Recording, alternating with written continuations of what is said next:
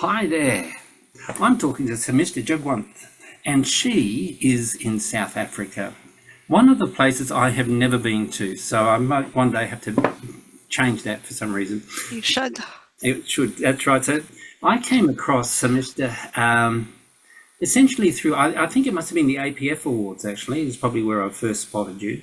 And, I've been following your work because it intrigues me that you're an engineer and you're doing futures. Because in my mind, they don't necessarily really cohabit very well. Engineering, as I said to you just earlier, tends to be rather problem focused and also see a problem discrete from the broader systems that problems might sit in and so on. So I'd love to hear about that. But, you're Zutari Technical Director, okay? And I'd love you to tell me what that means, or the listener, and to tell us what do you do in your day job, please. Okay. Hi, Marcus. Thank you for having me. So I am a technical director at an engineering and management consultancy. We're based in Africa and Middle East. We work across all the sort of infrastructure markets, so the water sector, energy, built environment, resources, mining, petrochem. And we basically help design and manage the implementation of infrastructure projects across the sort of geography. In my specific day-to-day job, I am specialized mainly in water infrastructure. So that has to do with sort of water supply and dams and rivers and abstraction to conveyance with reservoirs or pipelines, pump stations to treatment, and then also the distribution of it. Yeah, okay, that's a big deal. And it immediately makes me think of a few of the others that I've interviewed in this course. Kimberly Cumrus she's a regenerative futurist. She's working on for Boeing. She's running working on their sustainable fuels program. So the sustainability thing is interesting to me. And there's also Richard McGeorge, who's doing very close to finishing his PhD on infrastructure futures. And he's been using creative approaches, storytelling, narrative, visual, comic, and so on, to stimulate interaction. He worked for the World Bank. He was the guy who led the, what do we call it, the rebuilding of Christchurch after the major earthquake that hit it about 10, 15 years ago. He's done a lot of work in this space. So he's rethinking it. So futures then. So futures could come along and disturb some of those areas that you're working, or at least make you rethink them. So the futures of water to me is very, very interesting, and it's absolutely critical to ongoing social sustainability. Really, tell us, how did you get into, what attracted you to futures when you were in what's quite a managerialist kind of job? So I'm really interested in that, because to me, I see that as often at odds with one another, and you seem to be doing a nice job of bringing them together. So I'd love to know more, please. Thank you. So you're right. Engineering is very rich in tradition. We have centuries of information and methods that work really well. But the thing is, what always so I sit in sort of the African context, and there is a lot of backlog in service delivery in many spaces. Some spaces are very, very developed. Some are very underdeveloped. And often with infrastructure projects, they require so much of resources. They're very expensive to construct, implement, and operate, to maintain it. And the period that it takes, the design life for these resources are generally 50 years onwards. For example, if I'm doing a wastewater upgrade, it takes me about 5 years from the time we start the design to the construction. Then that infrastructure has to be relevant for about a design life of 50 years. And after that 50 years, we're probably just going to refurbish it, put new equipment in, and use it again. And so you have something that has a very, very long design life that costs a lot. And yet what I felt is that when we design very sort of linearly. We take where we are now and we apply the same rationale to it going 50 years time, maybe with changing the variable of population or Mm-hmm. consumption. Yeah. But we believe that the environment largely is the same now as it is in 50 years. And that Stability. isn't the Yeah. case. Yeah. In most cases, by the time we actually finish construct and we're about to commission, things have changed drastically already, just within 5 years. Mm. And so how I came across Foresight was I was doing an exchange program at Autodesk in San Francisco, and they have quite a strong Foresight team. Yeah. And I had never heard of this. And suddenly I met these people and they were talking about these things of there's no single future, there's multiple futures. And it sounded like a science fiction movie. But then I started thinking about it and I thought, well, if we treated planning of infrastructure like there are multiple futures, and it's not that we designed it for multiple futures, but we designed it to adapt to multiple futures. Nice. It means that now when we spend all of this money and all of this effort, there's a game plan in place. Yeah. Whether things go well or badly, we kind of know what to do and how to adapt it. For example, if I'm building, once again, say a massive a reservoir system, Yeah. and I design it just as I would normally.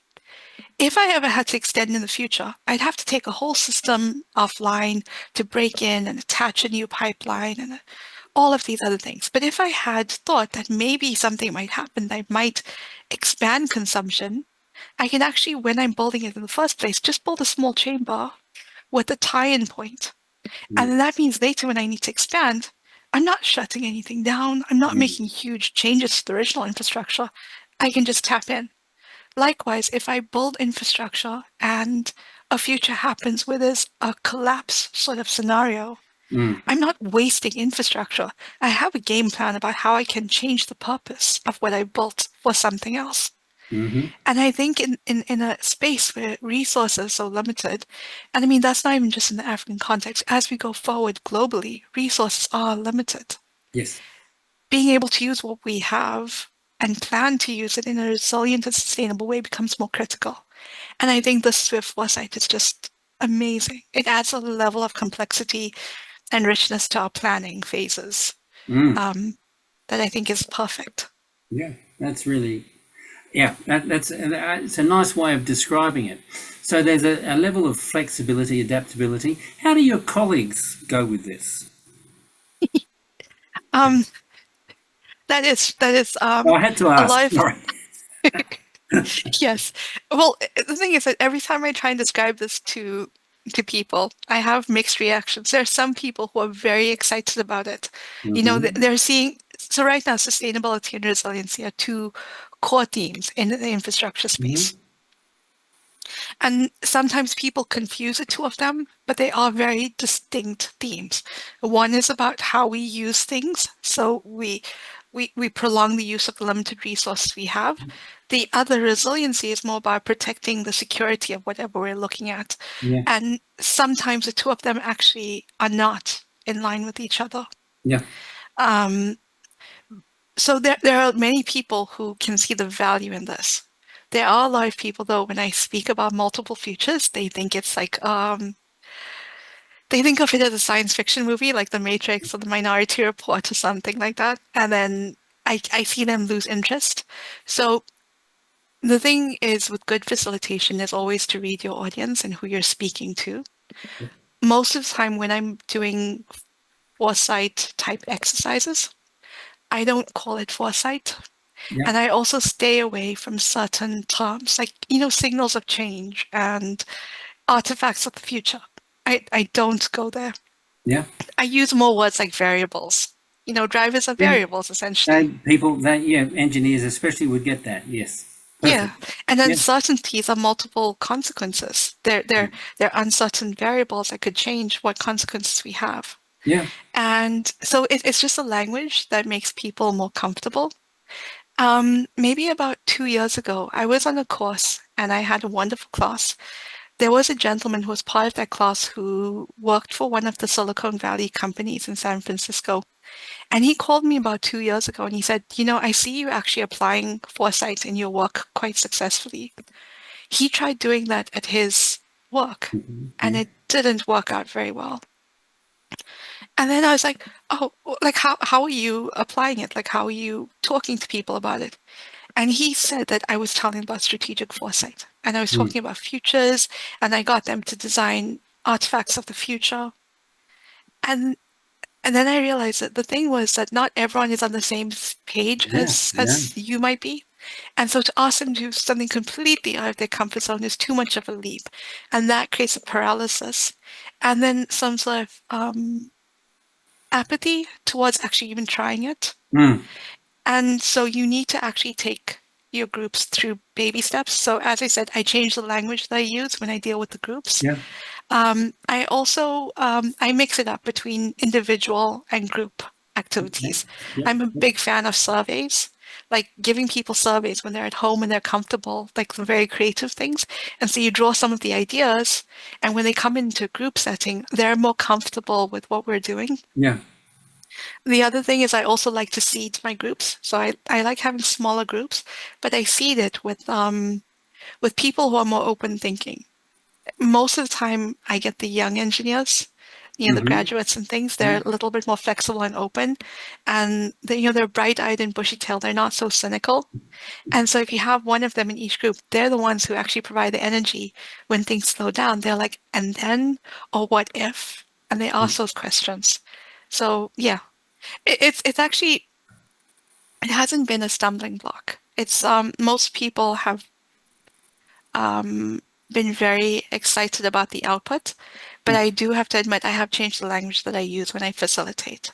I think that's really, really clever, and it shows you that, or shows me and the listeners that you, as you said, it's about reading the audience.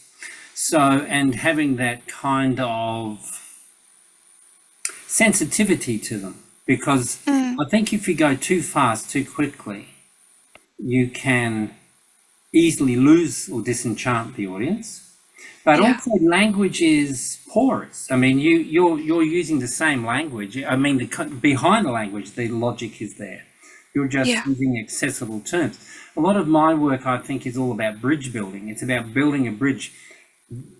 I don't say come over here. I always go over there, type thing. And I hear yeah. that in your work, and I think that's, yeah, really, I'm very impressed. So well done, if you don't Thank mind you. me saying so. It's a bit arrogant of me, really. Sorry about that. I will take the compliment. So if so, you ended up in this place in Silicon Valley. You came across people dealing with foresight and so on. What happened then? And as your journey matured, Mm, you ended up doing you did a course, you said, and so on with the International Futures yeah. School. Is that right? Was that who it was? Yes. Yeah. So when I got back from San Francisco, it was around the COVID lockdown. Yeah. And so I had a wonderful opportunity to sort of be at home and digest all the things I had learned and seen. And foresight just kept, coming to mind. That it was almost like a door to something more. I started doing some research. The courses are all, when I say international, they're European and American. The exchange rate when you're sitting in a country like mine is it Prohibitive. makes it, yes, it makes it very difficult to actually do a 6-month course. The IFTF, they actually had a scholarship, and I applied for it and I got it, which I was surprised. But it was such a wonderful breakdown of the tools, and they did a lot of hands-on sort of facilitation practicing, which I Mhm. think was perfect because a large part of foresight is we don't have all the answers. It's about being able to facilitate it and get it from other Yeah, people. you're not the expert in the subject matter. You're the expert in the field of foresight. Yeah. Yeah. So and so I did that course and I really enjoyed it. I Before that, I tried looking online for resources. There are many things available. There's some YouTube videos, there's journal articles that you can get that's open source. I've seen now the course that you offer. I wish I had seen it back then or something like that was available then because that's a very logical way through the system. And Hmm. besides the notes and lectures, which were easily accessible, I really enjoyed all the additional reading because I think that's how you grow your sort of open thinking. Yeah. Um, After that, there was a bit of a gap. Then I saw the Association of Professional Futurists. I'd been following them for a while, and they had a fellowship called the Emerging Fellowship. Mm. And it's amazing because what had happened was I'd been waiting for an opportunity to learn about foresight, and I did. And then I was trying to break into the community, which Mm. I know everyone is so friendly, but it's actually quite difficult for an outsider to break into the foresight community Hmm. and to start having a voice in that community. And what I really enjoyed about the Emerging Fellowship Program is the whole idea was about building a voice. Mm. And so over 2 years, we met amazing futurists. We worked on our writing, our thought leadership. And from that, I've pushed out a lot of thought leadership, I think, in the last 3 years because of that program. Hmm. Um, yeah, no, it's amazing how things sometimes fall into place when you want it badly enough.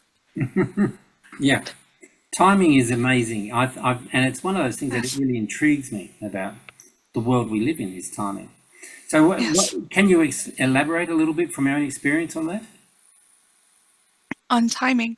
Yeah. Um, yeah, so the thing is, on a personal note, strategic foresight came into my life just at the right time where I had, as an engineer, you can do your degree and you come out and I can say, honestly, you know nothing. It's almost like an apprenticeship that you have to go through. There's years of just working and learning and sort of developing your craft. And I think what's really nice is by the 15-year mark, you get a certain amount of expertise. Yeah.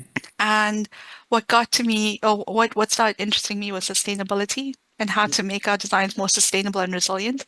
And at that time, strategic foresight came There into you sort of go. my Exactly. vision. Yeah. And that's the ultimate tool to make your infrastructure resilient and sustainable. And so the last couple months, I've actually been working on developing a framework. It's called the PRISM framework. It's planning for resilient and sustainable infrastructure using strategic foresight methods. And so I've created almost 6 steps of how strategic foresight principles can relate to infrastructure planning Mm-hmm. specifically, Mm-hmm. and I've sort of mapped a lot of the strategic foresight tools.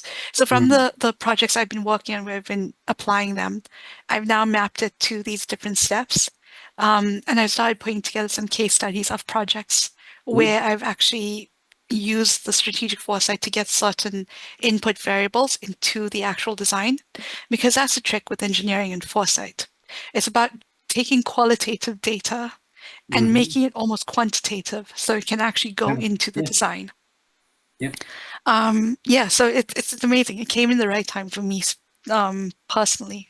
So, in your work at Zutari, Mhm. you're able to test and promote some of those ideas. Yes. Yeah.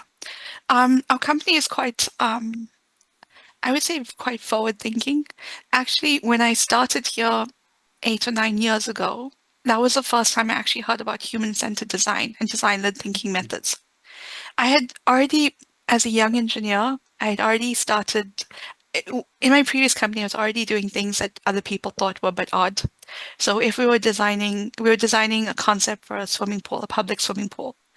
And I would spend hours driving around to other public swimming pools, interviewing the cleaners, the lifeguards, the plant operators. And Mm. I would come up with these lists of observations like, this color makes it difficult to see bodies under the water when it's murky. This color, you can see a shadow. In this beachfront, the lifeguard window is actually facing the sun. So from this time to this time, they can't see Fine. anything. Yeah.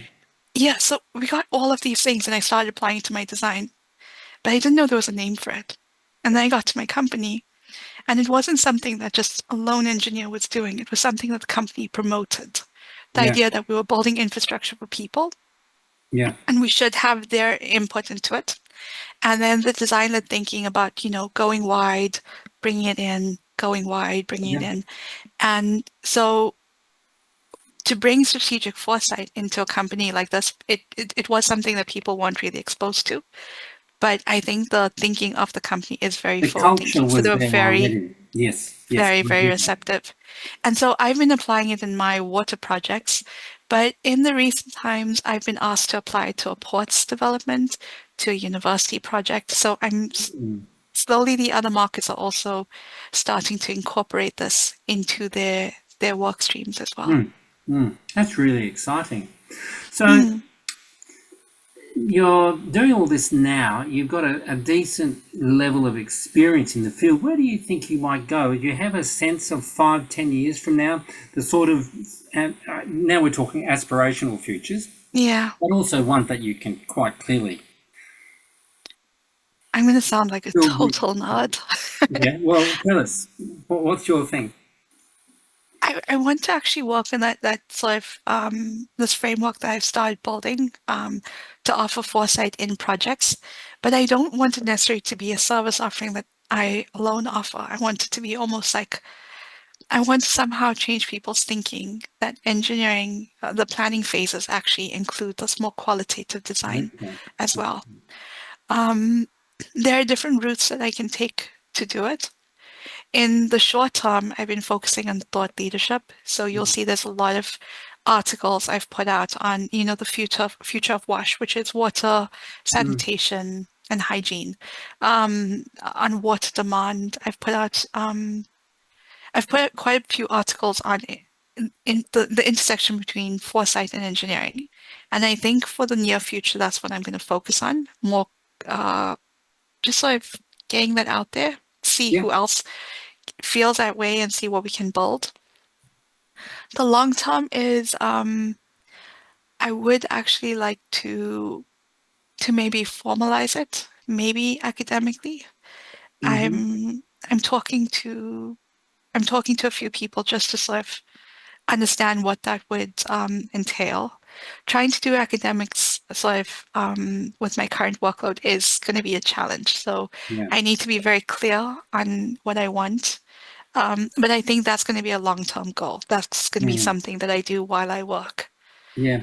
No, Um, you don't need to go and get a PhD or something in this field to actually have an impact. There are a lot of mm, people doing incredible. A lot of the people that I've interviewed don't have PhDs, but they're doing really rich and diverse work. So I don't think that's really the. But thought leadership, that's. I mean, you've got a nice presence on LinkedIn. I follow you regularly there. Cheer you all thank the you. time, going yay! But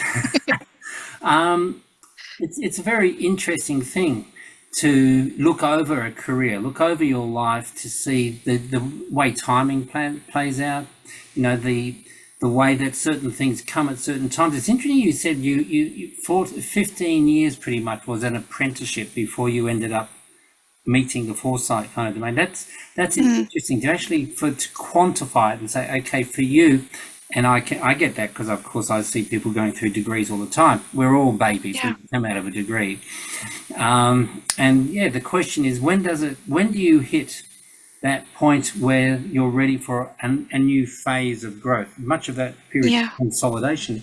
So it's wonderful. So the only thing I've got left to really ask you about right now is, looking over your shoulder, remembering what it was like being a young introduced to the foresight futures, whatever we want to call that space.